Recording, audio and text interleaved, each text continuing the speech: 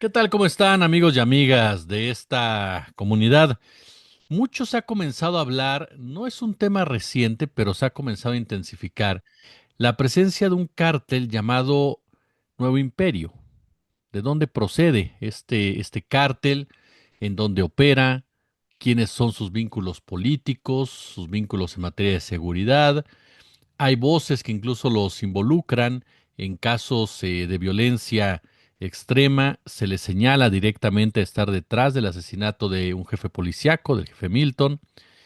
Estamos ante un escenario en donde este cártel comienza a tomar preponderancia, es un cártel emergente, es una invención de los medios.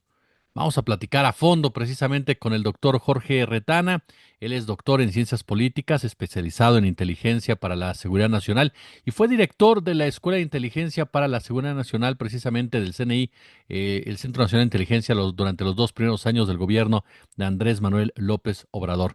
Doctor, un verdadero placer y un honor tener la oportunidad de platicar con usted. ¿Cómo está? Muy bien, al contrario, les agradezco mucho la oportunidad. A las órdenes, Jesús. Gracias. El doctor Retana también, seguramente usted ya lo ubica, ha escrito, ha participado directamente en la revista Contralínea, ¿no? Una de las revistas de mayor prestigio, de los espacios electrónicos digitales periodísticos de mayor prestigio en el país. Pues de entrada, doctor, como primer saque, yo le preguntaría, el Cártel Nuevo Milenio, ¿de dónde surge esta organización criminal? ¿Qué sabemos, qué mapeamos en torno a este grupo? Mire, fundamentalmente el cártel Nuevo Milenio es del tipo de cárteles que surgieron de los desprendimientos de los dos grandes cárteles, del cártel de Sinaloa y del cártel de Jalisco Nueva Generación. Estos cárteles han tenido distintos problemas en diferentes momentos y se han desprendido grupos más o menos pequeños que hacen su propio cártel. ¿Cuál es la lógica de esto? Tratar de pactar alianzas con el cártel mayor, no ser una derivación, una facción de ellos. Ellos obviamente tienen más importancia si pactan acuerdos. En el caso del cártel Nuevo Milenio o cártel imperial, también le llaman así, fue un desprendimiento básicamente del cártel de Sinaloa y luego estuvo dentro de lo que se llamó el cártel de Caborca, que era parte también del cártel de Sinaloa, el que dirige o dirigió Rafael Caro Quintero. Ahí se quedó otro familiar de Caro Quintero y ellos se movieron hacia un cártel independiente, un grupo independiente, pero muy en estrecha actividad con el cártel de Caborca, de Rafael Caro Quintero. Entonces ellos se posicionaron no en el norte del país, porque ahí está el cártel de Caborca, ya ahorita el cártel de Sinaloa es muy relativo llamarlo así, ya no existe como lo conocimos. Entonces ellos se posicionaron al centro del país, fundamentalmente Hidalgo, el Estado de México, la Ciudad de México. Ellos entraron en un proceso muy complicado, Jesús, porque entrar a la Ciudad de México o entrar al Estado de México, aún al Estado de Hidalgo, es muy complicado entrar si no lo hacen con una alianza, con un cártel más poderoso. ¿Por qué? Porque hay otros cárteles también muy poderosos que tienen ya control sobre áreas muy importantes del Estado de México, de Hidalgo, de la Ciudad de México.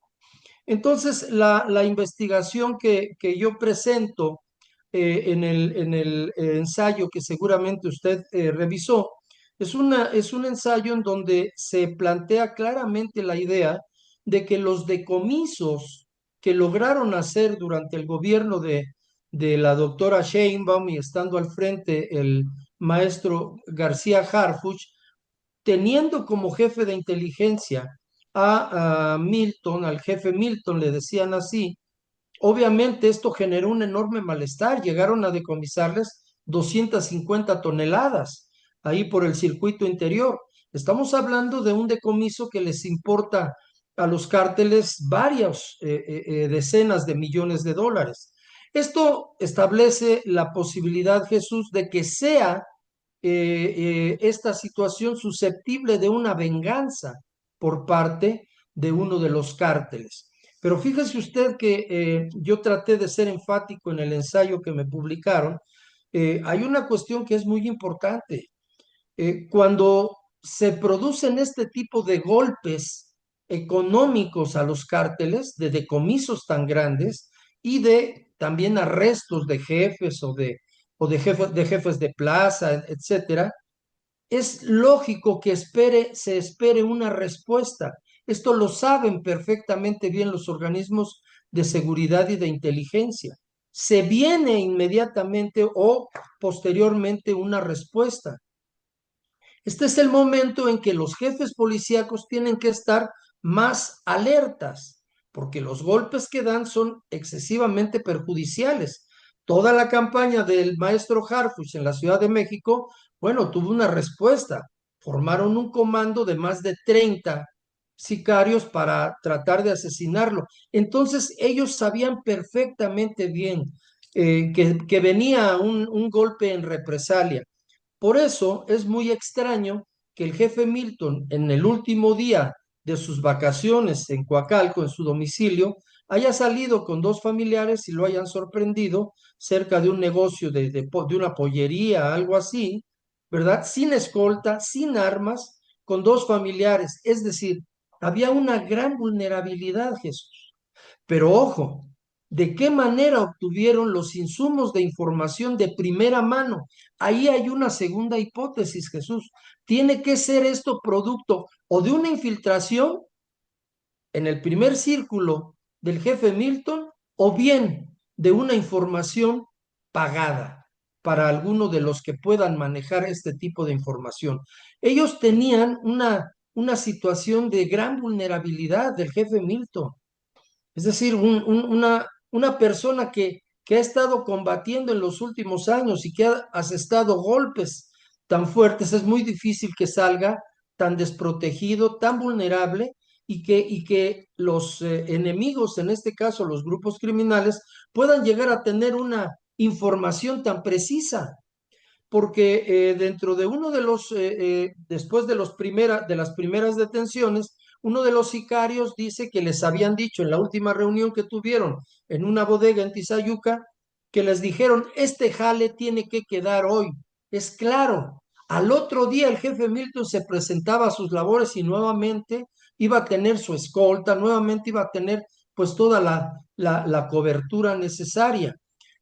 Para esto entonces el grupo del cártel del Nuevo Milenio, perdón, del cártel imperial, generalmente debe de tener un área, Jesús, de contrainteligencia. Esa área de contrainteligencia fue la que logró capturar toda la información, decíamos, a través de un infiltrado o a través de una información muy bien pagada.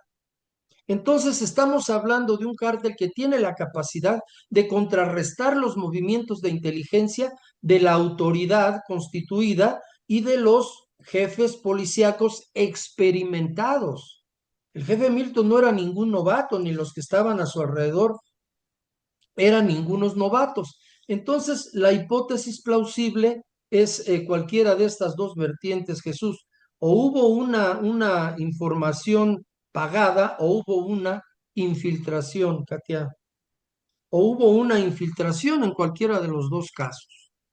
Eh, entonces, pues esta es la cuestión que básicamente yo le quería comentar y estoy a sus órdenes para alguna otra respuesta, pero este es el dato fundamental, Jesús. Y esta cuestión, desde mi punto de vista, se repite en el asesinato de los dos colaboradores de la jefa de gobierno. Ahí hay un operativo criminal, Jesús, con datos precisos, con datos exactos.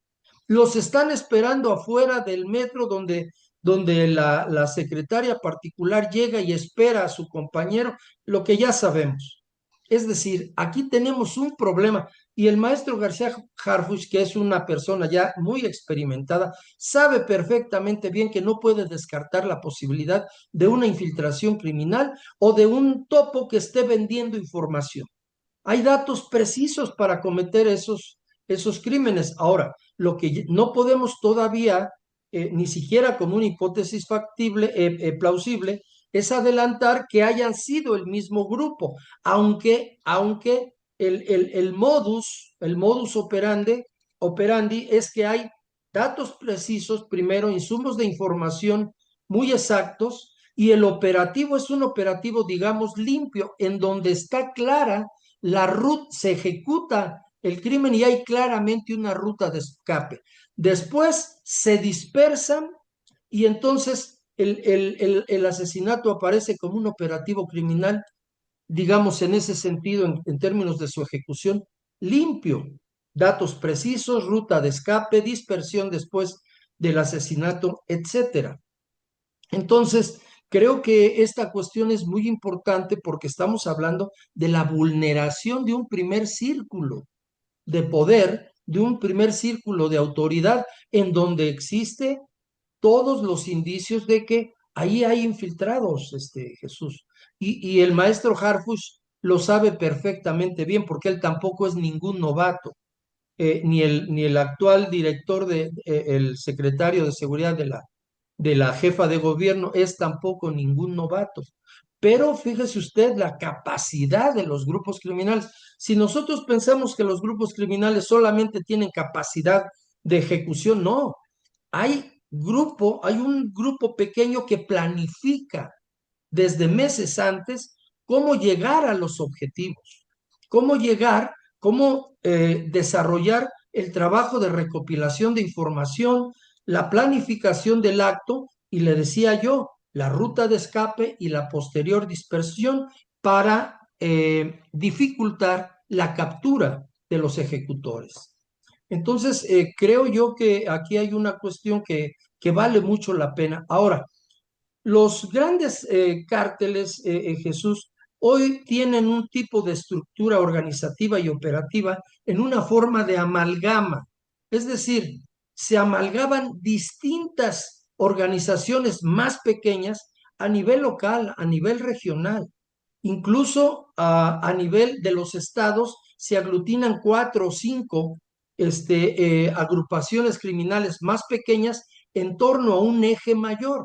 Y entonces lo que nosotros observamos es que las estructuras criminales hoy funcionan, se organizan y operan a base de una cantidad importante de alianzas que dirige un núcleo, precisamente un núcleo directivo, y que tienen los brazos ejecutores, pero funcionan como esas pequeñas organizaciones criminales, figuran como células. Ellos mismos se llaman células delictivas. También aquí la idea es dispersar, es decir, se defienden fragmentándose. No necesariamente la fragmentación es producto de rencillas internas, de desavenencias severas. No, también es una estrategia defensiva. Se fragmentan, se ocultan, se ponen distintos nombres y entonces tratan de ocultar precisamente cuál es el núcleo fundamental al que ellas están articuladas. Y esto es parte del trabajo de inteligencia y de contrainteligencia. Se utiliza el engaño. El engaño es un arma fundamental. Aquí no se trata de que sean mentirosos, ese no es el tema. No es que sean mentirosos. Así funciona la contrainteligencia. Tienes que engañar al adversario. En este caso, la autoridad. Le tienes que decir, es que yo no tengo nada que ver con el cártel de Caborca. No, no, porque yo soy de otro cártel. No es cierto. Ahí, bueno, claro, para eso es la investigación criminal, pero ese es el caso fundamental, Jesús. Se utiliza la herramienta que es clave en contrainteligencia, el engaño. Pero fíjese usted, pero aparte de los operativos de planificación, puedes tener infiltrados y puedes tener topos pagados dentro del primer círculo de la autoridad, porque la forma en que se ejecutan, ellos no llegan y hacen una ráfaga masiva para herir, no, no, llegan al objetivo preciso. Tienen perfectamente identificado cuál es el objetivo, de qué manera llegan a él y los tiempos, Jesús. ¿Qué dice el sicario que narra, ya que lo interrogaron? No, nos dijeron, este jale tiene que estar hoy. Hay plazos. Ya después de ese día la situación cambia y tiene que ir a una nueva planificación de la actividad criminal y del acto de ejecución. Entonces, creo que estas cosas son muy importantes y no están, en muchos casos, en muchos gobiernos, en muchos niveles de autoridad, es susceptible de poder vulnerarlos a través de la actividad de los grupos que también generan inteligencia. Entonces los pueden mandar hoy hay grandes empresas privadas, usted lo sabe, Jesús, Ujú. que dan servicios de capacitación en inteligencia, en tácticas militares, en estrategia militar, en manejo de armas. Los pueden mandar a entrenar y son eficaces a la hora de recolectar la información, la entregan, los planificadores planifican, los decisores toman la decisión justamente y entonces se la pasan al comando operativo, al grupo de sicarios que se va a encargar de ejecutar. Hay todo un proceso perfectamente sincronizado. Por eso cuando algunos colegas periodistas, las bandas criminales, ¿qué bandas criminales? Hombre, bandas, ya quisiéramos que fueran bandas. O, todavía por ahí alguna vez vi que les decían robavacas. No, hombre, ¿qué van a ser robavacas? No saben con quién estamos enfrentándonos. Ese punto que toca, maestro, eh, no sabemos con quién nos estamos enfrentando, porque cuando tú llevas a cabo un atentado en contra, como bien dice, del círculo cercano, porque Milton Morales no era cualquier policía, era hombre de Claro, confianza del secretario de Seguridad así es, Federal. correcto. El caso de Jimena, el caso de José, eran gente cercana en lo personal, incluso a Clara Brugada. No solamente eran dos funcionarios leales, sino que eran personas, a él lo conocía desde niño, literalmente. Te habla de lo que usted muy bien señala, de un trabajo de inteligencia para saber en dónde vas a golpear para causar el daño contundente de las acciones que quieres señalar. ¿Cuál es el mensaje que se manda? Puede parecer muy obvia la Exacto. pregunta, pero ¿cuál es el ¿No? mensaje? Allá iba. El mensaje a la jefa de gobierno es: podemos llegar a cualquier colaborador que tú tengas casi en el momento en que querramos. Por eso, dentro del proceso de la investigación y todo eso, lo que sigue es reforzar los candados en el primer círculo de poder de la jefa de gobierno. Es decir, si algunos periodistas dijeron, es que no tenían ellos nada que ver con los procesos de seguridad. Pero ¿cómo no van a tener que ver si la secretaria privada, por ahí pasaban todos los documentos, Jesús? ¿Cómo no van a tener nada que ver? Entonces, el mensaje es muy duro y por eso estuvo muy bien la forma en que inmediatamente reaccionó, porque el mensaje es: podemos llegar a cualquiera de tus colaboradores casi en el momento que querramos. ¿Por qué? Porque ya hay un dispositivo de penetración. Mire, hay hasta cursos, yo le digo porque ya sabe usted dónde yo trabajé, hay hasta cursos, infiltración en organización. O sea, esa cuestión es un mensaje muy claro. Yo puedo llegar a donde tú estés y puedo llegar a tu secretaria particular y mira, puedo hacer una operación en donde utilice el dispositivo que yo ya tengo de infiltración, etcétera, y puedo llegar. Pero además puedo responder de esta manera cuando tú me golpees, cuando tú me perjudiques, cuando tú detengas a mi gente, cuando tú me decomises, cuando tú me... puedo llegar a los tuyos. Entonces, por eso se plantea una, no solamente, bueno, está, ya investigaron, ya tienen a este, ahora lo que sigue es un proceso de reorganización de el primer círculo de seguridad para generarles una certidumbre. A estas personas no puedo creer que siendo tan cercanísimas a la jefa de gobierno, nadie las enseñó a protegerse. ¿Cómo vas a hacer 20 veces el mismo movimiento, Jesús? 20 veces o 50, usted está parado afuera del metro y de ahí, de ese metro se baja una persona a la que usted está esperando y de ahí se dirigen a las oficinas. Nadie les dijo que ellos eran gente demasiado cercana a la jefa de gobierno y que los tienes que entrenar para que se cuiden. Haces 20 veces el mismo movimiento. ¿Qué cosa sucede? Facilitas el trabajo de la inteligencia del grupo criminal. Claro. Entonces, ahora, en el caso del jefe Milton, pues entraron algunas circunstancias, tenían muy poco de haber pasado a nivel federal el grupo que tenía el maestro Harfuch, tenía realmente poco tiempo y entonces se aflojan los controles, se aflojan las distintas situaciones de vigilancia, etcétera. Pero en el caso de las personas cercanas a la maestra Clara Brugada, no es así, Jesús. Bajaron la guardia de una manera inexplicable en el mismo sentido que en el caso del jefe Milton. ¿Cómo va a ser un coordinador de inteligencia que ha participado con su gente, con su grupo, tantas veces en golpes tan fuertes a la criminalidad organizada? Que como decimos, no estamos tratando con, si no son la banda del Mocha Orejas, estamos hablando de una por eso en criminalística, perdón, en criminología, Jesús, se considera el crimen una forma superior de organización y operación de la criminalidad. No es lo mismo el crimen organizado transnacional, opera en 52 países, bla, bla, bla, que un grupo que se dedica a secuestrar como el del Mocha Orejas o como hubo otros. No, estamos hablando de dos aspectos cualitativamente superiores. Entonces, si ahí se baja la guardia, tú lo que estás presentando es un flanco muy vulnerable. ¿O qué se pensaba?